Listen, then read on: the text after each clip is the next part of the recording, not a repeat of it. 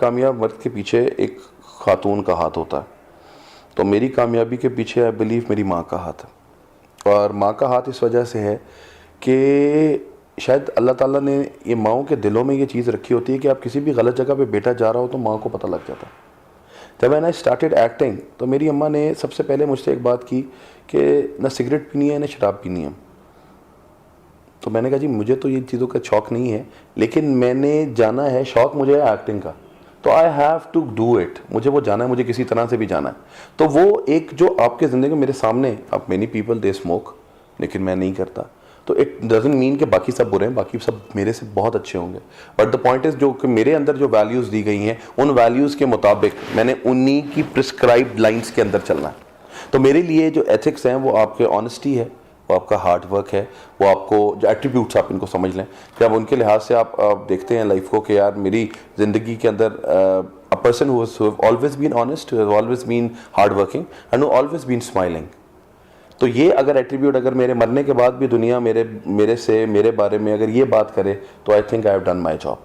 तो ethics is, मैं बड़ा लावाली सा बंदा हूँ जी, तो मेरी अम्मा ही, अल्लाह चली गई अब दुनिया से, लेकिन अल्लाह ताला जब तक वो रहीं उन्होंने ही ज़िंदगी में हर जगह पे बचाया, हर जगह पे उनकी नाम के साथ ही आया कि यार माँ क्या कहेगी, माँ क्या सामने करेगी लोगों से बात, तो उसको ही चीज़ों को ख़त्म उसी तरह ही कर दिया गया।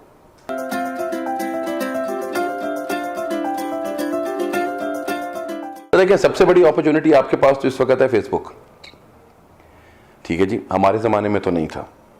आप इस वक्त, आपके ज़माने में इस वक्त अगर फेसबुक है तो फेसबुक का क्या मतलब है कि अपनी बहुत सी चीज़ें आप दुनिया को दिखा सकते हैं। This is what I do. अब आप उसको अपॉर्चुनिटी बनाते कैसे हैं ये अब आपके अपने ऊपर है। देखिए अगर आप गाना गाते हैं तो आप एक सिंगिंग करके आप सिर्फ एक यूट्यूब उस पर लगा दें, आप फेसबुक पे दें, देखें कि क्या आपका क्या आता है, लोगों का रिस्पांस क्या आता है, और आहिस्ता आहिस्ता आप उस पर ग्रूप होते जाएंगे। आपको कोई कॉमेडी करनी है, कॉमेडी का एक छोटा सा सीन है, लगा लें, you will do it. Point ये है कि हम हमेशा तैयार करते हैं कि दूसरा हमारी उंगली पकड़े और हमारी उंगली पकड़ के हमें बताया कि ये लो बेटा यहां जाना है तुमने। It's not about that sir, life is all about exploring, so come and explore everything. आप एक्सप्लोर करेंगे तो अपनी, सर देखें आप अगर 20 साल में कुरान शरीफ पढ़ते हैं तो आपका माइंडसेट कुछ और होता है, आपको कुरान की कुछ और समझ आती है। 30 साल में अगर आप कुरान पढ़ते हैं तो आपको कुछ और समझ आती है, क्योंकि आपकी ज़िंदगी के एक्सपीरियंसेस बदल चुके होते हैं। जब आप 40 और 50 में आते हैं तो आपको चीज़ें ऑल टुगेदर डिफरेंट लगती हैं।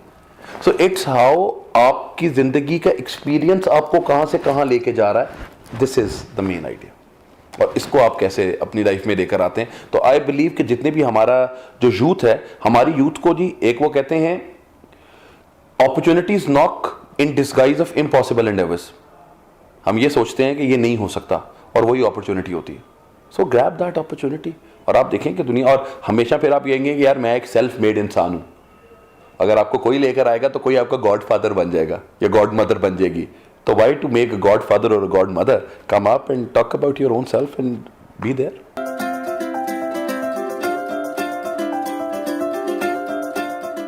सर एक्टिंग मुझे ज़िंदगी में हर जगह पे हेल्प आउट करती है। एक्टिंग ने मुझे वो कॉन्फिडेंस दिया है कि आप कैमरे के आगे आ जाएं और आपका जो दिल चाहता है आप ज़िंदगी में करते हैं, because you are creating history. जब आप कैमरे के आगे हैं तो कैमरे के आगे का मतलब है कि आप हिस्ट्री क्रिएट कर रहे हैं। और हिस्ट्री क्या है, मैं रहूं या ना रहूं, ये जो मैं आपसे गुफ्तगू कर रहा हूं जाती दुनिया तक ये रहनी है, ये यहाँ पे है। तो इसका क्या मतलब है, इसका मतलब ये है कि मुझे वो बात आपको करनी है जो मैं चाहता हूं कि सारी दुनिया तक रहे। तो अल्टीमेटली जब मैं एज ए टीचर जब मैं बात कर रहा था तो मुझे लगता था कि यार मेरी बच्चे ना मेरी बड़ी बड़ी बोंगियाँ भी मेरी सुन लेते हैं। मैं जिस तरह एक एग्जाम्पल देता था कि मर्द और औरत गाड़ी के दो पहिए हैं, लेकिन स्टपनी की अपनी अहमियत है। अब जब आप एक अपनी ये लाइफ आपकी बात करते हैं कि स्टपनी की अपनी अहमियत है, अब लोग यहां पे आके कहानी खत्म हो जाती है, गाड़ी के दो पहिए हैं। अब स्टपनी की बात कहां से आ गई? अब स्टपनी की बात यह है कि स्टपनी की बात वो डर है दुनिया से कि अगर ये काम सही नहीं करेगा तो स्टपनी तो है। अगर जिंदगी में कुछ ना कुछ होगा तो there is an alternative in your life, so you always think about those alternatives. तो वो आपने लोगों को वो ऑप्शंस देनी होती हैं।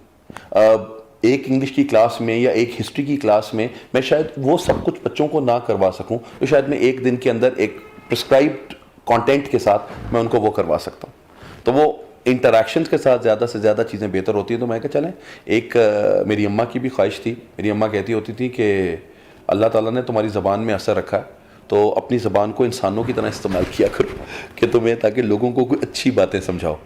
तो मैं वही चीज़ करना चाह रहा हूँ। शायद मेरी अगर अम्मा अब्बा हयात होते तो ज़िंदगी के साथ अंदाज़ा होता कि जो कुछ वो सोच रहे थे ज़िंदगी के अंदर, वही कुछ ही कर रहा हूँ, लेकिन उनकी लाइफ में नहीं कर सका। ये ज़िंदगी की सबसे बड़ी, ये कहते हैं ना, तिश्नगी आपकी ज़िंदगी में रह जाती है। बस वो चीज़ नहीं हुई, वरना तो अब जो कुछ उनको ख्वाब दिखाए थे, जो उनको ख्वाब बोले थे, जो उनके साथ आइडियाज़ डेवलप किए थे, वो सारे के सारे ख्वाब अब तो पूरे हो रहे हैं, लेकिन माँ बाप नहीं है। बस वो एक लाइफ का एक ऐसा खला है जो पूरा नहीं हो सकता। एंड आई बिलीव के पता नहीं कौन सी टाइम ऐसा था जब ज़िंदगी का, जब अम्मा अब्बा की बात हुई और अम्मा अब्बा ने कहा कि यार ये चीज़ कर रहे हैं, तो मैंने कहा आपने कहाँ जाना है यार, आप यहाँ पे हैं, आपकी ज़िंदगी, अल्लाह ज़िंदगी रखे, सब कुछ हो जाएगा।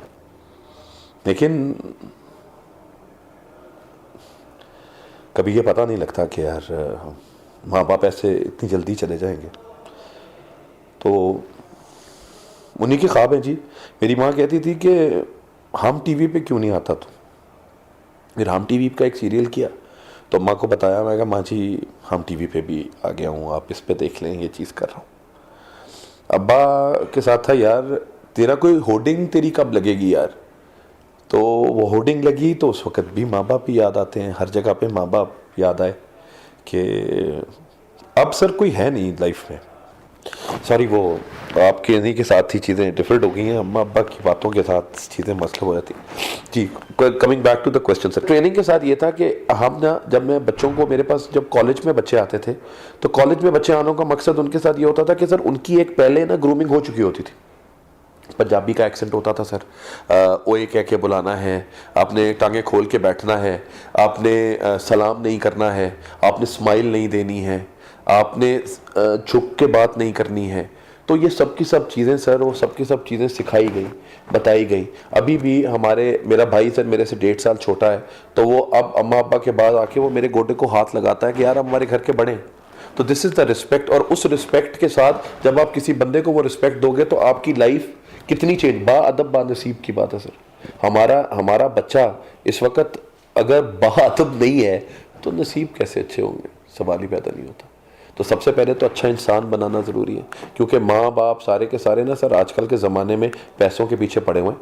बच्चों को ट्यूशनें पढ़ा दें, बच्चों को अच्छा टीचर दे दें, सब कुछ। आप खुद क्या कर रहे हैं, आप खुद क्या हैं, आप अपने आप को खुद समझें तो सही, दैट व्हाट यू आर। आप अपनी ज़िंदगी को बेहतर तो करें, अगर नहीं करेंगे तो ज़िंदगी आपकी। तो ट्रेनिंग एंड डेवलपमेंट इसी वजह से शुरू की थी कि सर कोई बंदा दुनिया के किसी एज में भी है तो मैं सर उसको कम से कम एक बात सिखा सकूं कि यार अपनी ज़िंदगी में स्माइल्स लेकर आएँ, अपनी ज़िंदगी के अंदर सब कुछ तवक्कल करना करें अल्लाह ताला के ऊपर। अल्लाह ताला ने सर पर्सनैलिटी, अल्लाह ताला ने रिस्क का वादा किया है। आप कुछ भी ना करें, अल्लाह ताला रिस्क देगा। अल्लाह ने पर्सनैलिटी का वादा नहीं किया हुआ, पर्सनैलिटी खुद बनानी है, और पर्सनैलिटी उन प्रिस्क्राइब चीज़ों पे बनानी है जो अल्लाह ताला का हुक्म है। तो वो बनाएंगे तो अल्लाह ताला पर्सनैलिटी भी देगा और रिस्क भी देगा, और इसी तरह सारी चीज़ें। तो ये मेरे रीज़न है सर। और एक्टर तो सर आपको हर जगह हर चीज़ के ऊपर, जिधर चाहे रुला दें सर, जिधर चाहे हंसा दें, जिधर चाहे आप कुछ भी कर दें। तो this is what acting has given to me.